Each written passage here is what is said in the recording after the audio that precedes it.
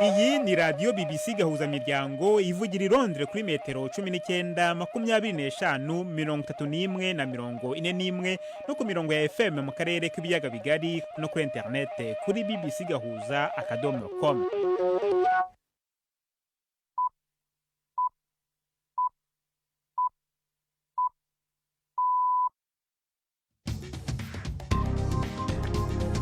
Ubu ni saa 10 n'igice ku isaha mpuzamahanga ya GMT, ni saa 12 n'igice ku isaha yo mu Rwanda no mu Burundi. Muri studio muri kumwe na Jacques Niyitegeka. Izi ni ingingo z'ingenzi zigize aya makuru. Umutwe wa Hamas uravuga ko wemeye gusubiza ingwate ya nyuma ifite ubwenegihugu bwa Israel na Amerika ikiri nzima, bizwi ko igifite hamwe n'imirambo y'izindi ngwate enye. Iperereza ryakozwe na BBC ryabonye ibimenyetso byerekana ko inyeshyamba zo mu mutwe wa M23 zagiye zikora ubwicanyi bw'abasivile mu mujyi wa Goma zafashe. Bamwe mu bafite amahoteli cyangwa ibigo byakira abagenzi mu Burundi baravuga ko ikena ry'ibinyobwa by'ihingiro Braludi rimaze igihe ryibonekeza ririmo kubagiraho ingaruka. Jacob ntanguye ngaha twaronka inzoga 5 mu ndwi canke 4, ubwo tugeze kuri 2, kandi nako 2 karutwa na rimwe rya kera. Kubera kera ngiye kuri inzoga wasanga ndiko ndiha natwara nko miliyoni urenga, ubwo ngiye kuri ntwara mu 400. Tubafitiye n'ikiganiro baza muganga muri mwese, ikaze muri amakuru yo kuri wa gatanu itariki ya 14 z'ukwezi kwa gatatu.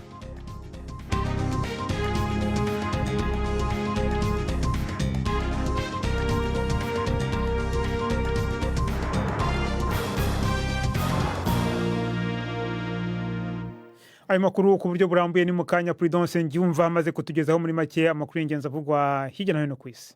Umutwe wa Hamas wavuze ko witeguye kurekura imbohe ya nyuma ikiriho y'umunya-Israeli n'ubwenge n'igihugu bwa Leta Zunze Ubumwe za Amerika, ndetse ko izanatanga imirambo 4 y'abandi bantu bafite ubwenegihugu bubiri bafashwe mu bitero byo ku itariki ya 7 z'ukwa 10. Edani Alexander w'imyaka 21 yari umusirikare mu ngabo za Israeli hafi ya Gaza igihe yafatwaga bugwate. Hamas kandi iranavuga ko yahawe n'abahuza bo muri Qatar no mu Misiri ibindi bitekerezo ku masezerano y'agahenge, ndetse ko iri gusubiza ibishyigikiye. Ibiro bya Minisitiri w'Intebe wa Israel ariko Benjamin Netanyahu byavuze ko Hamas itavuye kwizima na gato, binayishinja umutwe kugira uruhare mu ntambara yo mu rwego rwo konona abantu mu mutwe. Ishami rya Loni rishinzwe ibiribwa ku isi PAM cyangwa WFP riravuga ko rizahagarika ibiribwa byo gutabara ubuzima bw'abantu miliyoni muri Myanmar kubera ibura ry'inkunga. PAM yavuze ko ikeneye byihutirwa miliyoni 60 z'amadolari mu nkunga y'igitaraganya, kandi ko itabonetse izashobora gufasha abantu 35,000 gusa. Abarohinja 100,000 baba mu nkambi ziri muri leta ya Rakhine muri Myanmar babeshejweho n'ubufasha bwa PAM, kandi bari mu bazagirwaho ingaruka. PAM ntiyavuze niba irihagarika ry'imfashanyo ritewe n'icyemezo cy'ubutegetsi bwa Trump cyo guhagarika inkunga mu mahanga. Icyegeranyo cy'umuryango w'abibumbye kiravuga ko abagore muri Iran bakomeje guhura n'ibibazo by'ivangura rikomeye mu nzego zose z'ubuzima bwabo. Ni mu gihe ubutegetsi bukoresha uburyo bwo kubacunga hakoreshejwe ikoranabuhanga mu kubahiriza amategeko akakaye, nko kwambara ibibapfuka mu misatsi no mu maso. Ubutumwa bwo gukora iperereza kuri Iran bwashyizweho muri 2022 nyuma y'urupfu rw'umwangavu Mahsa Amini waguye muri kasho ya polisi, yatawe muri yombi kubera kutubahiriza amabwiriza akarishye y'imyambaro ku bagore. Inkuru ya Imogen Fox uri Geneva, muragizwaho na Robert Patrick Misigaro. Abagore b'abanye-Irani ubu barerekwa n'ivyuma bifata amasanamu canke kamera hamwe n'utwuma tuguruka tuzwi nka drone kugira harabwe ko bambaye ivyo leta bategeka. Hari n'ubuhinga bwa telefone buzwi nka application bukoreshwa n'abanyagihugu b'abagumyabanga mu gutanga amakuru y'abagore batubahiriza amategeko mu mugambi ishyirahamwe mpuzamakungu ONU ryita uburyo butangwa na leta bwo kurereka. Ku bagore birengagiza amategeko canke bakayiyamiriza, ingaruka ziba ziremereye. Barafatwa, bagakubitwa, rimwe na rimwe bakanasambanywa ku nguvu mu bibanza bafungiwemwo. Itsinda ry'ibihugu 7 bikungahaye kurusha ibindi ku isi bihuriye mu kizwi nka G7 cyangwa G7 ryagaragaje ugushyigikira kutomoye Ukraine ndetse rinakangisha gufatira Uburusiya ibindi bihano niba budashyigikiye amasezerano y'agahenge. Hari impungenge ko hashoboraga kuboneka amacakubiri igihe abaminisitiri b'ububanyi n'amahanga b'ibi bihugu bahuriye muri Canada, mu gihe Leta Zunze Ubumwe za Amerika isa n'ishaka kwirinda imvugo yo guhangana ishaka kwiyegereza Moscow. Ariko itangazo ryasohowe nyuma y'inama yabo rishyigikiye uburyo bwo mu rwego rw'umutekano bwizewe buzizeza Ukraine kwirinda ubushotoranyi bw'Uburusiya. G7 igizwe n'Ubwongereza, Canada, Ubufaransa, Ubudage, Ubutaliyani, Ubuyapani na Leta Zunze Ubumwe za Amerika yanashyigikiye isubukurwa ry'ubufasha bwo gutabara abarigaza ndetse no kugera ku masezerano y'agahenge gahoraho muri ako karere. Guverinoma y'igisirikare muri Sudani yatangaje ihagarikwa ry'ibicuruzwa byose biturutse muri Kenya mu kwihimura kuri Nairobi yakiriye umutwe wa RSF uhanganye na guverinoma ya Sudani. Minisitiri wa Sudani ushinzwe ubucuruzi yavuze ko icyo cyemezo cyafashwe bisabwe n'akanama k'igihugu gashinzwe ubusugire bw'igihugu kashinje Kenya ubushotoranyi. Igihe uyu mutwe wari Nairobi, RSF yagaragaje inzira yo gushyiraho ubutegetsi buhanganye n'uburi muri Sudani mu duce ugenzura, inashyiraho umukono ku cyo yise itegeko nshinga ry'agateganyo. Inkuru ya Richard Kago uri Nairobi, murayizwaho na Prime Ndekomagenge. Iyo ngingo higaragaje ukunyuka kw'imigenderanire hagati y'ivyo bihugu. Abategetsi ba gisirikare ba Sudani bagirije leta ya Kenya gushigikira RSF, umugwi witwara bwa gisirikare. Intambara yabo n'igisirikare imaze guhitana abantu ibihumbi, inatuma haba akaga mu bwa mbere bukomeye cyane ku isi gushika ubu. Aba bategetsi ba gisirikare muri Sudani bavuze ko kubuza ko ibicuruzwa bivuye muri Kenya byinjirayo ari ingingo yari ikenewe kugira bakingire inyungu z'igihugu n'umutekano wacu. Mu kwezi kwa kabiri, Sudani yarahamagaje wayiserukira muri Kenya yageza leta y'ico gihugu gushigikira abategura gushinga leta ya RSF. Aya ni amakuru ya BBC. Uwahoze ari perezida wa Philippine Rodrigo Duterte yagaragaye akoresheje uburyo bwa video aho kujya mu rukiko imbonankubone ku nshuro ya mbere mu rukiko mpuzamahanga mpanabyaha.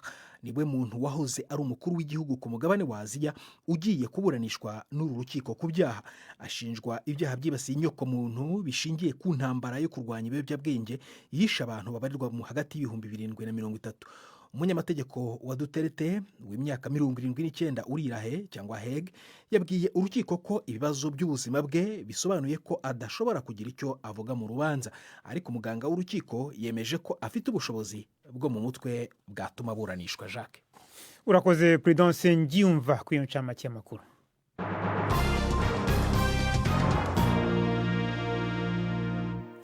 Ano makuru ku buryo burambuye reka tuyahere mu burasirazuba bwa Repubulika ya Demokarasi ya Kongo. Iperereza ryakozwe na BBC ryabonye ibimenyetso byerekana ko inyeshyamba zo mu mutwe wa M23 zagiye zikora ubwicanyi bw'abasivile mu mujyi wa Goma zafashe. BBC yaganiriye n'abantu benshi bahari bayibwiye ukuntu abarwanyi ba M23 barashe bakicira mu muhanda abantu babaga banze kwinjira mu mutwe wabo. Ubwo bwicanyi buvugwa ko bwabaye mu kwezi gushize kwa kabiri nyuma y'ibyumweru bike uyu mutwe w'inyeshyamba bivugwa ko zishyikiwe n'u Rwanda wigaruriye Goma. M23 yanze kugira icyo itangaza ku iperereza rya BBC. Ni inkuru ya Oragerin mugezwaho na Jean-Claude Mwambutsa. Ngo ari kuwa gatandatu mu masaha ya nyuma saa sita ubwo abarwanyi ba M23 bageraga mu gace ka Kasika kari mu nkengero z'umujyi wa Goma. Ababibonye bavuga ko aba barwanyi bahageze bari mu modoka 3 za pick-up batangira kwegeranya abasore mu cyagaragaraga nk'igikorwa cyo guhiga abasirikare ba leta. Abatuye aho ngo bemeje ko nyuma y'isaha imwe abantu bajya ku 17 bari bagaramye hasi bishwe. Bavuga ko umuto mu bishwe ari umwana uri hagati y'imyaka 13 na 14 wari wagerageje kwihisha inyuma y'abashikibe. Amashusho agaragara ku mbuga nkoranyambaga yerekana abagaragazwa nka bamwe mu bishwe. Ngo hari imirambo 10 yari yajugunywe mu kizu kituzuye. Ngo nta numwe muri bo wari wambaye imyenda ya gisirikare kandi nta n'ikimenyetso cy'intwaro cyahabonekaga. Abari aho ngo bavuga ko amashusho yagaragaye ari aya nyayo. Inkuru ya Oragerin mu ijwi rya Jean-Claude Mwambutsa. Dukomereze mu burasirazuba bwo hagati. Umutwe wa Hamas uravuga ko wemeye gusubiza ingwate ya nyuma ifite ubwenegihugu bwa Israel na Amerika ikiri nzima, bizwi ko igifite hamwe n'imirambo y'abandi bantu bane bafite ubwenegihugu bubiri batavuzwa amazina bafashwe mu bitero byo ku ya 7 z'ukwezi kwa 10 2023. Ibi bitangajwe mu gihe ibiganiro bitaziguye na Israel byunganirwa na Amerika n'abahuza bo mu karere bikomeje muri Qatar. Ni inkuru ya Yolande Ner mugezweho na Robert Patrick Misigaro. Nk'umusirikare wa Israel hakurikijwe ingingo zihagarikwa ry'imigwano zisanzweho i Gaza, byari vyitezwe ko Eden Alexander yarekuwe mu bantu ba nyuma bagizwe imbohe barekugwa, ariko ibicishije mu rwandiko ubu Hamas ivuga ko yemeye kurekura uwo musore w'imyaka 21 asanzwe anafise ubwenegihugu bwa Amerika ari kumwe n'ibiziga bine. Nta yandi makuru itanga canke ngo itomore ikisaba kuronswa, ariko vyibazwa ko uwo mwumvikano uri mu ingingo yuko Israel irekura imfungwa z'abanyepalestine ikanongera ikiringo cihagarikwa ry'imigwano. Hamas ivuga ko yashikirijwe uwundi mugambi w'ihagarikwa ry'imigwano uvuye mu bahuza bo muri Qatar na Misiri, kandi ko iri kirishurana ubwitonzi n'ishaka ryiza. Ibi Hamas itangaje bikurikiye ibiganiro bidasanzwe vy'imbona nkubone hagati ya Amerika na Hamas ubwayo. Inkuru ya Yolande Ner itigereje ku isaha ya 10:41 ku masaha ya hano muri BBC Londres, 12:41 ku masaha yo mu Rwanda no mu Burundi. Samirana radio yacu dukunda. Ibiganiro vya BBC kuri radio Humuriza mu Burundi ni ku murongo wa FM 99.6. BBC gahuza miryango. Dukomereze mu Burundi. Bamwe mu bafise amahoteli canke ibibanza byakira ingenzi ku mugwa mukuru wa politiki Gitega no mu gisagara ca Bujumbura bavuga ko ikena ry'ibinyobwa by'ihinguriro Braludi rimaze igihe ryibonekeza mu Burundi ririko rirabagira ko ingaruka zidasanzwe. Bavuga ko bariko barahomba cyane kubera ngo igice kinini cy'abakiriya batemera kuharara bataronka icyo banywa. Ku rundi ruhande mu bunywero bumwe basigaye bategeka umukiriya kubanza kugura ibyo mu gikoni nka mushikaki, amafiriti, inkoko n'ibindi kugira aronke uburenganzira bwo guhabwa inzoga. Mu bushikiranganje bw'ubudandaji bamenyesha ko bakora ijoro n'umurango kugira ibituma inzoga zikena, cyane cyane ubukene bw'amafaranga y'agaciro bitorerwe inyishu. Ni inkuru ya Gildas Yihundi Mpondo. Umubosi yavuze yuko ati je nzohava mpiga abantu baza barayikorera isuku, ivyo kudandaza ndabihebe, hama ayugare ntisuye kwakira abakiriya aronke ndere nk'umuntu umwe aguma akora. Uyu ni Emmanuel ajeje gukurikirana ibikorwa muri mwe mu hoteli zo ku mugwa mukuru wa politiki Gitega. Ariko asigura ingene ibintu vyifashe nabi kubera ihoteli aramutswa itakironka neza ibinyobwa vyishira hamwe Braludi bisanzwe bikundwa n'ingenzi. Yemeza ko uruhomba ari runini. Je kuva ntanguye ngaha twaronka inzoga 5 mu ndwi canke 4, ubwo ubu tugeze kuri 2, kandi nako 2 karutwa na rimwe rya kera. Kubera kera ngiye kuri inzoga wasanga ndiko ndiha natwara nko miliyoni urenga, ubwo ngiye kuri ntwara mu 400. Cyumva yuko ubunye turi mu ruhombo rudasanzwe, dukontorora kundwi ku nzoga gusa zikiboneka, naho zaboneka nabi wasanga kundwi ndiko ndaronka 600. Mugo ubunye nta n'ibihumbi 100 ndonka. Kwizo turu zibiri usanga kwituri muri kono mu 40-30. Iyi hoteli yarahavuye iragabanya abakozi kubera kuremerwa. Hakiri inzoga neza tucugurura hari inzoga zikwiye, twari dufise abakozi 8. Inzoga zigabanutse turagabanya rushika kuri 5. Ubu tugeze ku bakozi 2, abandi bose twarabarungitse. Kandi imishahara twateye tuyitibura. Haraciye hafi imyaka 3 inzoga za Braludi zitaboneka neza mu Burundi. Ibi bituma aho zibonetse haba uruhagarara, abantu bakazirwanira, canke ugasanga umukiriya yaguze nk'amacupa 5 icarimwe kubera bazi neza ko mu mwanya mutoya zizoba ziheze. Hari n'ubunywero buzinyegeza canke bukazana amananiza ku bakiriya. Uyu munyagihugu biramaze kumushikira. Oya kabisa ntivyoroshe muri iyi minsi ugikurondera ikinyobwa ca Braludi. Jewe ndaherutseyo bambwira yuko kugira ngo bampe inzoga ashobora kunwa ari uko ashobora kugurana n'inzoga bita Vitaro kugira ngo ashobore kuronka nk'ikiyeri, canke ari unwa Amstel akambwira yuko agurana na Vitaro kugira ngo aronke Amstel. Ubuherutse hoho kabaye akamaramaza kuko tugiye dusanga zirahari batubwira yuko umuntu ashobora kuronka inzoga ari umuntu ashobora kuvaho aguze inyama. Mu mpera z'uku kwezi kwa kabiri abashingamateka baravyiyamirije aho basavye umushikiranganje w'ubudandaji gufata ingingo. Ikinagira sabe kwabo bantu ubwo bari buto bobirija ngo cugende utanyoye fantako vitaro fungura kucingufu naho nyene mu bafatira ibihano. Umushikiranganje Chantal Nijimbere yavuze ko ababikora bagiye kubihanirwa. Kuzukuri ivyo birabujijwe mu rudandazwa kuko abaguzi bikikamukiza bakakubwira ko imbere y'uko ugura kino kintu babanza kugusaba kugura ikindi bisanzwe bibujijwe n'amategeko gukora vente jumere bizemewe n'amategeko. Ngombwa yuko iyo bimenyekanye abajeje intwaro bari hafi ko bashobora kubimenyesha kugira ngo badufashe gutuza abo bantu bikikamukiza kuko baba bariko bakora bidahuye n'amategeko.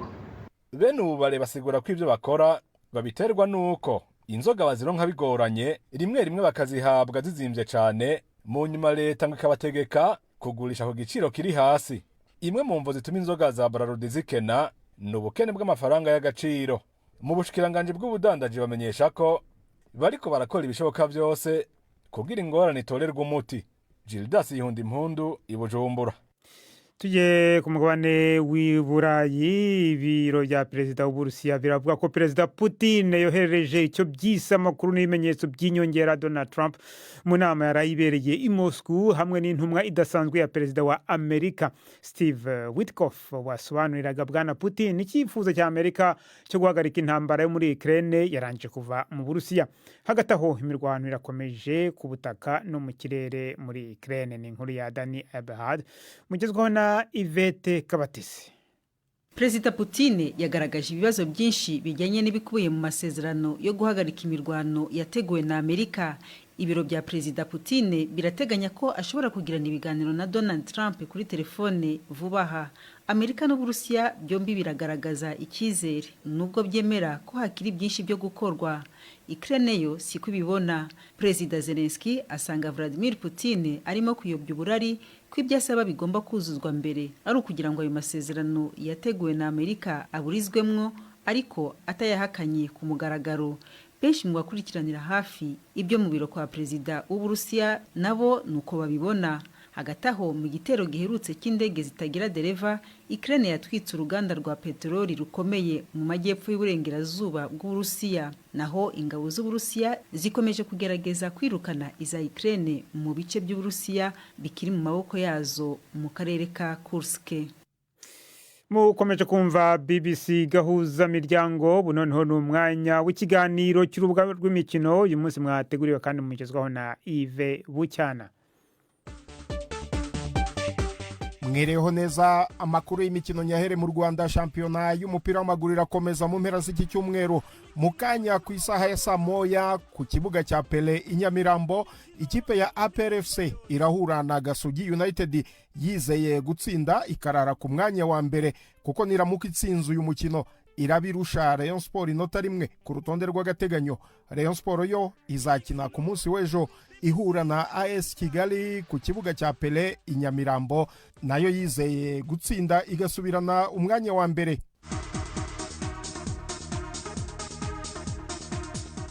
Ku mugabane w'Uburayi shampiyona mu gihugu cy'Ubwongereza nayo izakomeza mu mpera z'icyumweru. Hateganyijwe imikino ya derby y'umujyi wa London, ikipe ya Arsenal irakira Chelsea naho Fulham ikine na Tottenham. Byose tubibwirwe na Prudence Ngyumva. Arsenal izakira Chelsea kuri Stade Emirates izi kwa amahirwe yo gutwara igikombe cya Premier League ari ku buce, ndetse kuvuga ko bisa n'ibitanashoboka si ugukabya mu gihe hasigaye imikino 10 yonyine. Ariko rero abakinnyi ba Mikel Arteta bashobora kungukira mu kuba mukeba Liverpool itazakina umukino wa shampiyona mu mpera z'iki cyumweru kubera ko izaba ihugiye muri indi rushanwa rya Carabao Cup. Nubwo Arsenal igifite akanyamuneza ko gukomeza muri kimwe cya kane cya Champions League muri iki cyumweru, muri shampiyona ho ntibihagaze neza kuko mu mikino 3 iheruka gukina yateye amashoti 3 gusa mu izamu itsinda igitego kimwe rukumbi. Cyakora rero urugendo Chelsea iheruka gukorera mu majyaruguru y'umurwa mukuru rwahisigiye ibisare by'igisaba cyo gutsindwa 5-0. Manchester City yo izakira Brighton ejo kuwa gatandatu. Nubwo uyu mwaka w'imikino utahiriye Man City ntiratsindwa na Brighton ku kibuga cyayo na rimwe mu nshuro 12 zose bahuye. kandi rero umutoza Pepe Guardiola afite intwaro yo gukomeza uyu muhigo binyuze muri rutahizamu Erling Haaland, kuko muri Premier League honyine Haaland amaze gutsinda ibitego 83 mu mikino 93 yakinnye. Everton izakira West Ham i Goodison Park mu mukino umutoza David Moyes azaba ashaka kwihimuramo nyuma yo kuva muri iyi kipe ihimbwa inyundo The Hammers, amerewe nabi n'abafana bayo kubera kuba mu bihe bibi. Ni mu gihe Ipswich yugarijwe cyane no kumanuka mu cyiciro cya kabiri yaturutsemo izakira Nottingham Forest yo iri gushaka itike yo gukina imikino ya Champions League mu mwaka utaha. Hagati aho Tottenham izasura Fulham ku cyumweru mbere y'umukino wa nyuma uzahuza Leicester City na Manchester United. Liverpool iri ku isonga n'amanota 70 ikeneye andi 16 gusa muri 27 ashoboka kugira ngo yegukane ikamba rya Premier League, kubera ko Arsenal yigwa mu ntege nubwo yatsinda imikino yayo yose 10 isigaye ntishobora kurenza igiteranyo cy'amanota 85. urakoze cyane Prudent. Nkiri ku mugabane w'Uburayi, Manchester United na Tottenham zaraye zibonye itike ya 1/4 mu gikombe cya Europa League. Manchester United yarayisezereye Real Sociedad iyitsinze ibitego 4-1 mu mukino ubanza bari banganyije 1-1. United izahura na Lyon yo mu Fransa muri 1/4, naho Tottenham yo yarayikuyemo AZ Alkmaar yo mu Buholandi nyuma yo kwitsinda ibitego 3-1. mu mukino ubanza Spurs yari yatsinzwe igitego 1-0. muri 1/4 Tottenham izahura na Frankfurt yo mu Budage. Indi kipe yo mu Bwongereza ni Chelsea yo mu gikombe cya Europa Conference yasezereye FC Copenhagen yitsinze igitego 1-0 gisanga ibindi 3-1 yari yayitsinze mu mukino ubanza. Mu gikombe cya Europa League kandi Fenerbahce itozwa na Jose Mourinho yakuwemo na Rangers. Fenerbahce yashoboye gutsinda 2-0 mu mukino ubanza yari yatsinzwe 3-1, byose hamwe biba 3-3. Ikipe ya Mourinho ivamo kuri za penalty 3-2.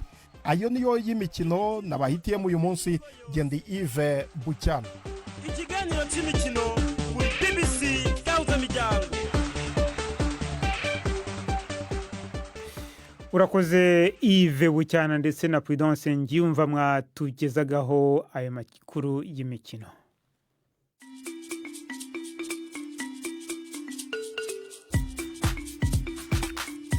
BBC Gahuza Miryango yabateguriye uburyo bwo gupakurura ibiganiro vyayo mukabibika muri telefone ngendanwa zanyu canke computer mukaza kuvyumviriza igihe cyose mubishakiye. Ibiganiro bya BBC Gahuza Miryango mukunda nk'amakuru, imvo n'imvano, urunana, ikiganiro cy'abagore cyangwa abaza muganga, ubu biraboneka kuri podcast. Ja ku rubuga rwa BBC Gahuza Miryango ariko bbcgahuza.com urondore ahari podcast. Amakuru yose y'uburyo podcast ikora n'ukuntu washyira muri telefone yawe byose urabisangayo. Pakurura ikiganiro ukunda canke amakuru wumvirize uko ushaka aho uri hose ntusubire gucikwa na kimwe. Taramana ibiganiro bya BBC Gahuza Miryango kuri podcast. Mu kiganiro cy'imvo n'imvano cyeje kwa gatandatu tuzavuga kwiteka rigenga ibimina mu Rwanda. Niteka ryashyizweho umwaka ushize na Minisiteri y'Imari n'Igena Migambi. Leta isobanura ko ikimina ari uburyo abantu bagize itsinda batanga amafaranga bagamije kwizigamira no kugurizanya hagati yabo mu buryo babwumvikanyeho. Nkuko mumenyereye kwa gatanu rero noneho n'umwanya w'ikiganiro baza muganga mwateguriwe kandi mugezwaho na Yvette Kabatesi.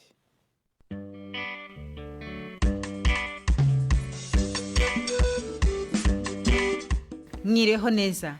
Zimwe mu ndwara z'umutima abana bavukana zikenera ubuvuzi bwo kubagwa ndetse ngo bufasha abana cyane.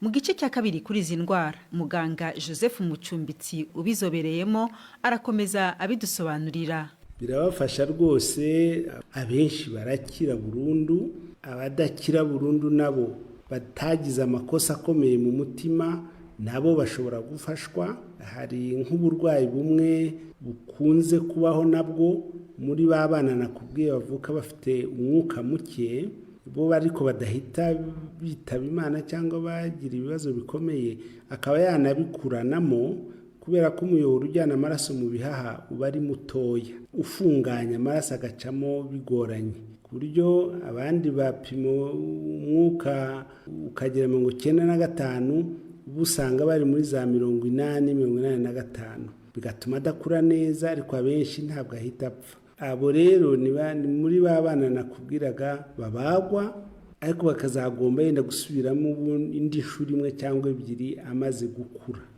ariko abenshi birabafasha bakongera bakaba abana bakiga bakamenya ubwenge.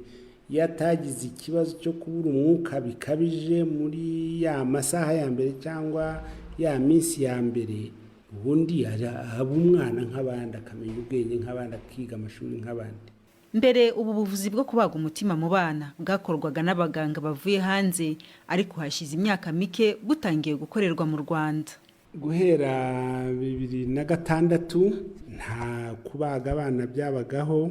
Hamwe mu buryo bwo kubafasha kwari ugushaka abagira neza baturuka hanze bakaza kudufasha kubaga abana hano. Twatangiye 2006 ariko kubera ko abagira neza bazaga rimwe mu mwaka twabaga hagati y'abana tuvuge 25 yenda buri mwaka gutyo, kuzageza rwose 2023 nibwo twabonye inkunga y'abagira neza ituma haza abaganga bahora hano b'abanyamahanga babaga umutima mu bana, ku buryo ubu ngubu buri cyumweru habagwa byibura abana 2 bafite ikibazo cy'umutima cyane cyane bavukanye. Abenshi ni mituweli biba bishyurira, ariko ku nkunga ya Minisiteri y'Ubuzima byatumye noneho ubuvuzi buzagera kuri benshi. Nubwo ariko aba bana bavurwa, hari abandi badasuzumwa kuko ubushobozi bwo kubageraho bukiri buke, nk'uko Dr Mucumbitsi akomeza bisobanura. Kugeza ubu turi abaganga 3 tuvura abana indwara z'umutima, twese tubi Kigali. Mbese twibaza yuko hari benshi batugeraho byaratinze, kuko imwe muri za ndwara navuze nk'iyo myenge hagati y'ibyumba 2 by'umutima binini, umwana urengeje amezi 6-9 bitaragaragaye atugeraho bitagishobotse kumubaga, kuko iyo bamubaza arapfa. Rero ni ngombwa ko tubabona hakiri kare. Ni kimwe mu bimenyetso rero tubwira abantu ngo umwana wawe ku mezi 3, 4, 5 niba adakura agahora afite inkorora ikunda kumufata, akahotangira kujya mu bitaro ngo bamushyireho bamwongerera umwuka, kenshi haba harimo n'ikibazo cy'umutima. Jya ujya gusuzumisha bakohereze kugeza igihe uzagera ku baganga, kugira ngo rero aba bana bavukana ibibazo by'umutima bashobore kumenyekana ndetse bitabweho hakiri kare. Dr Mucumbitsi aratanga inama. Mu biga ubuganga, ababyaza, abiga ubuforomo, nibo babona abana bakivuka cyangwa mu bigo nderabuzima. Barabyiga ubwo mu mashuri, ariko kubera n'akazi kenshi no kutashobora gukomeza kubihugurwamo, bituma badatekereza yenda iteka ryose ko hashobora kubamo ikibazo cy'umutima iyo umwana atiyongera ibiro, iyo umwana akorora. Ibyo rero ni ubukangurambaga, ni ukwigisha, hakwiye kujyamo ingufu kurushaho. Ariko noneho mu minsi ishize Rwanda Heart Organization twagerageje kugira umushinga wo kujya tureba abana bakivuka muri maternité. Turere twabikoze muri Muhima ngo turebe uburyo bikorwa, kuko ahandi bagaragaje mu bushakashatsi yuko gupima umwuka ku rutoki k'uwo mwana mu masaha 24 ya mbere avutse bishobora gutuma ukeka ko ari ikosa rikomeye mu mutima kuri uwo mwana, nubwo nta bimenyetso byinshi aragira. Ako kuma gapima umwuka ku rutoki karahara ahantu hose. Noneho natwe abaganga bavura umutima bakajya bamanuka mu turere, nitubona ubwo bushobozi tukageza kubona abana benshi bishoboka bakekwaho ko baba bafite ikibazo cy'umutima. Mbese gutyo iyo nkuru ikazakwira n'ubwo bushobozi bukagera ku bana benshi bishoboka. Muganga Joseph Mucumbitsi, inzobere mu kuvura indwara z'umutima zifata abana, arakoze ku bisobanuro yaduhaga. Ni ndaha rero dusoreje, muramuke neza. Arakoze Yvette Kabatesi na muganga Joseph Mucumbitsi baganiraga mu icyo kiganiro cyabaza muganga. Ni nacyo rero gishoje amakuru yacu yo kuri wa gatanu, na makuru yarahagariwe na Nina Hiradukunda, ku buhanga bw'ibyuma hari Chris amakuru yacu arakomeje mu mpera z'icyumweru ku rubuga rwacu rwa interineti bbc.gahuza.com. amakuru kuri radiyo azagaruka ku wa mbere. mwakoze guhitamo BBC Gahuza Miryango.